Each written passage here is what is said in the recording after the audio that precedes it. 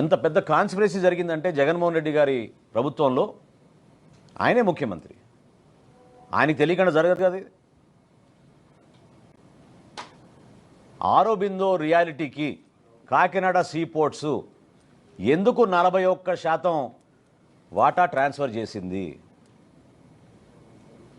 ఏ సందర్భంలో చేసింది,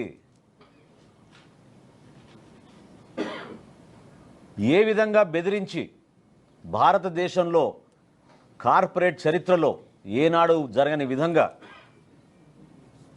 కేవీ రావు గారిని వారి కుటుంబాన్ని బెదిరించి ఏ విధంగా వీళ్ళు 41% వాటా రాయించేసుకున్నారో ఖచ్చితంగా బయటికి రావాలి.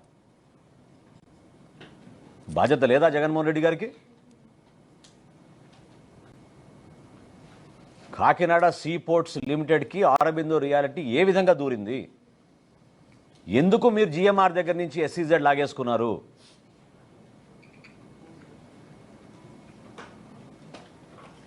దీనికోసమే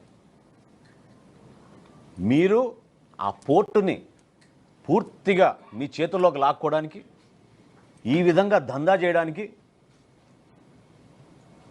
అంతిమంగా రాష్ట్ర ప్రజలకి నష్టం జరిగే విధంగా కేవలం మీరు మీ కుటుంబ సభ్యులే ఇందులో బాగుపడే విధంగా ఒక ప్రణాళిక సిద్ధం చేసుకుని చివరికి దేశ భద్రతను కూడా మీరు పక్కన పెట్టారు. పవన్ కళ్యాణ్ గారు అన్న మాటల్లో ఏం తప్పు ఉంది చెప్పండి? గంజాయి స్మగ్లింగ్ అక్కడి నుంచి జరగదని రూల్ ఏమైనా ఉందా? ఇతర దేశాల నుంచి మీరు వెపన్స్ తీసుకురారని రూల్ ఏమైనా ఉందా? ఎందుకు ప్రశ్నిస్తున్నాం అంటే 2200 ఎకరాల కాకినాడ సీ పోర్ట్లో కేవలం 20 మంది పోలీసులు పెడతారా మీరు? ఓన్లీ 20 అంటే షిఫ్ట్కి 6. ఇదా మీరు చేపట్టిన భద్రత ఈ 5 సంవత్సరాల్లో? దీన్ని ప్రశ్నించాం. ఏమైపోతుంది రేపటి రోజున అక్కడ పొరపాటు జరిగితే? ఎందుకు ఉదాసీనత? ఇంత భారీ స్థాయిలో టర్నోవర్ జరుగుతున్నప్పుడు